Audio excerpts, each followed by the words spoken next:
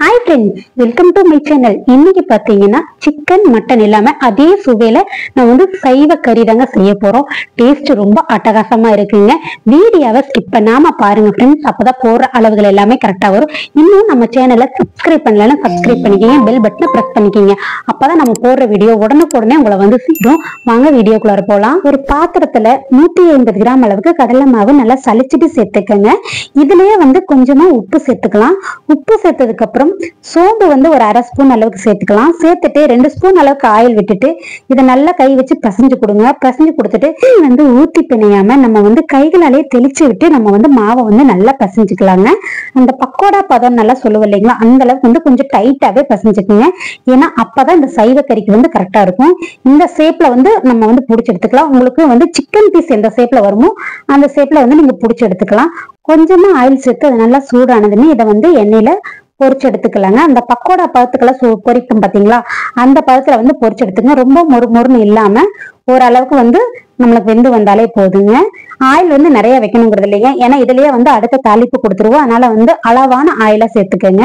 இப்ப சேர்த்தது ஒரு 2 நிமிஷம் கழிச்சுட்டு அதுக்கப்புறம் பரட்டி விடுங்க. உடனே பரட்டி விட்டீங்கன்னா அது நல்லா உடையறதுக்கு வாய்ப்பு இருக்குது. அதனால ஒரு 2 நிமிஷம் கழிச்சுட்டு அதுக்கப்புறம் பரட்டி விட்டுக்கோங்க. இப்ப நம்ம சேர்த்தது எல்லாமே ஒன் சைடா வெந்துருச்சுங்க. இப்ப அதை லைட்டா பரட்டி விட்டுக்கலாம். பரட்டி விட்டோம்னா இன்னொரு சைடும் வெந்துக்குங்க.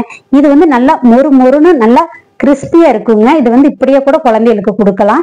நம்ம இதுல ஆனியன் போட்டு கூட செய்யலாம். ஆனா செஞ்சோம்னா குழம்பு ஒரு நாளைக்கு தான் வச்சிருக்க முடியும். குழம்பு அப்படியே பாத்தீங்கன்னா வடகரியோட டேஸ்ட்லயே தான் வரும். ரொம்பவுமே டேஸ்ட் அட்டகாசமா இருக்குங்க. எப்பவுமே நம்ம சிக்கன் மட்டன் அந்த மாதிரி சமைப்போம். இது மாதிரி ஒரு சைவ கறியாவும் செஞ்சு சாப்பிட்டு பாருங்க. வீட்டுல எல்லாருமே கேட்டு விரும்பி சாப்பிடுவாங்க. ஏன்னா இதோட டேஸ்ட் ரொம்பவுமே அட்டகாசமா இருக்கும். ஒரு முறை ட்ரை பண்ணீங்கன்னா அடிக்குறுக்கா செய்ய தோணுங்க. இந்த குழம்பு ரொம்பவுமே டேஸ்ட் அட்டகாசமா இருக்குங்க. இப்ப பாருங்க நல்லாவே செவந்து வந்துருச்சு. இதை ஆயில்ல இருந்து வடிகட்டி எடுத்துடலாங்க. ரொம்பவும் வேகணுங்கிறது இல்லைங்க, ஓரளவுக்கு நல்லாவே வெந்தாலே போதும். நம்ம எண்ணெயில இருந்து ஃபுல்லா வடிகட்டி எடுத்துடலாங்க. இப்ப பாருங்க எண்ணெயில வடிகட்டி நம்ம இதை ஒரு தட்டுக்கு மாத்திரலாம். அரை மூடி நம்ம தேங்காய் துருவல் மிக்சி ஜார்ல சேர்த்துட்டு ஒரு 8 முந்திரி பருப்பை சேர்த்துட்டு இதை பேஸ்டா அரைச்சு எடுத்துக்கலாங்க. இப்ப அதே கடாயில 1 ஸ்பூன் அளவுக்கு சீரகம் சேர்த்துட்டு பட்டை லவங்கம் அன்னாசி பூ ஏலக்காய் சேர்த்துட்டு ஒரே ஒரு பெரிய வெங்காயம் பொடியா கட் பண்ணது அதையும் சேர்த்துருங்க. சேர்த்துட்டு இது எல்லாமே நல்லா வதக்கிக்கலாங்க. இந்த வாசனை பொருட்கள் எல்லாமே ரொம்ப மணத்தை கொடுக்குங்க. மிஸ் பண்ணாம இது எல்லாமே சேர்த்துக்கங்க. சேர்த்துட்டு இது எல்லாமே நல்லா வதக்கிக்கலாம். எண்ணெய் கொஞ்சம் அதிகமா இருந்துச்சுன்னா குழம்பு டேஸ்டா இருக்குங்க. இப்ப இஞ்சி பூண்டு பேஸ்ட் ஒரு அரை ஸ்பூன் அளவுக்கு சேர்த்துக்கலாம். இதுலயே 2 தக்காளி பழம் பொடியா கட் பண்ணி வச்சது அதையும் இதோடய சேர்த்துக்கலாங்க. ஆயிலே நல்லா வதக்கி எடுத்துக்கலாங்க.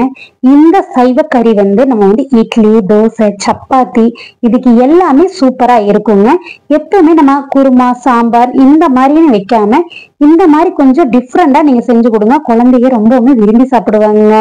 இதுக்கு கொஞ்சமா உப்பு சேர்த்துக்கலாங்க. இந்த தக்காளி வதங்குறதுக்கு லைட்டா உப்பு சேர்த்துட்டு 2 மிளகாய் வத்தல் கிள்ளிட்டு சேர்த்துக்கோங்க. இப்ப நல்லா கலந்து விட்டுக்கலாங்க. கலந்து விட்டுட்டு இப்ப பாத்தீங்கன்னா ஓரளவுக்கு தக்காளி நல்லா மசிஞ்சு வந்துருச்சுங்க. இதுலயே 1/4 ஸ்பூன் அளவுக்கு மஞ்சத்தூள் சேர்த்துக்கலாம். கரம் மசாலா அரை ஸ்பூன் சேர்த்துக்கோங்க.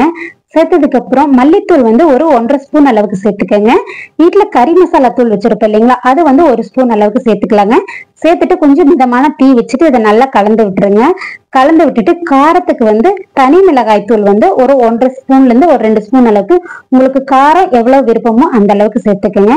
சேர்த்துட்டு இது எல்லாமே நல்லா ஒரு பரட்டி விட்டுட்டு கொஞ்சமா நம்ம தண்ணி சேர்த்துக்கலாங்க. ஏன்னா மசாலா எல்லாமே சீக்கிரம் அடிப்பிடிச்சிரும். அதனால கொஞ்சமா தண்ணி சேர்த்துட்டு இதை கொஞ்சம் கொதிக்க விட்டுருலாங்க. கொதிக்க விட்டுட்டு இப்ப பாருங்க கலரே எவ்வளவு சூப்பரா இருக்குதுன்னு.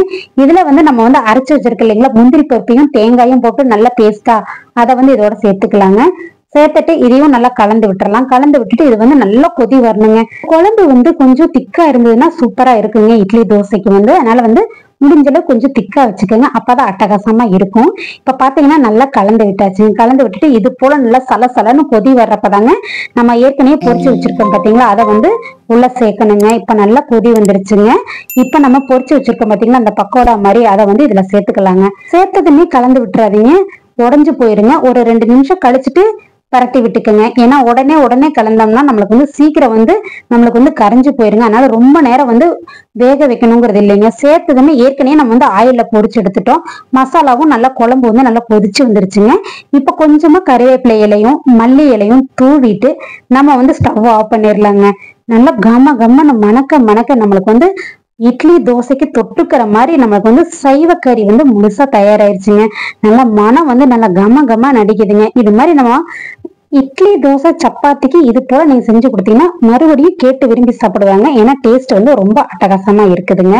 நம்ம சைவ கறி ரெடி ஆயிடுச்சுங்க. இது டேஸ்ட் பார்த்துடலாங்க. நல்லா மணக்க இருக்குதுங்க. நம்ம சேர்த்திருக்கிற மசாலா வாசனை பொருட்கள் வந்து நல்லா தூக்கலாவே இருக்குதுங்க. மனம் ரொம்ப அருமையா இருக்குது. இப்ப டேஸ்ட் பார்த்துடலாங்க.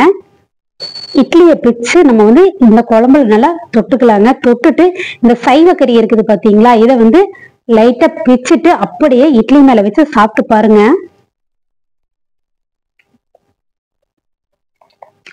அடாடா அருமையா இருக்குதுங்க. செம்மையான அட்டகாசமான நமக்கு வந்து சைவ கறி வந்து சூப்பரா இருக்குதுங்க. இதே போல நீங்களும் ட்ரை பண்ணி பார்த்துட்டு கமெண்ட்ஸ்ல எப்படி இருந்துச்சுன்னு சொல்லுங்க. இந்த வீடியோ பிடிச்சிருந்ததுன்னா நம்ம சேனலை லைக் பண்ணுங்க, சப்ஸ்கிரைப் பண்ணுங்க, உங்க ஃப்ரெண்ட்ஸோட ரிலேட்டிவோட ஷேர் பண்ணிக்கோங்க. மறந்துடாம பெல் பட்டனை பிரஸ் பண்ணிக்கோங்க. தேங்க்யூ.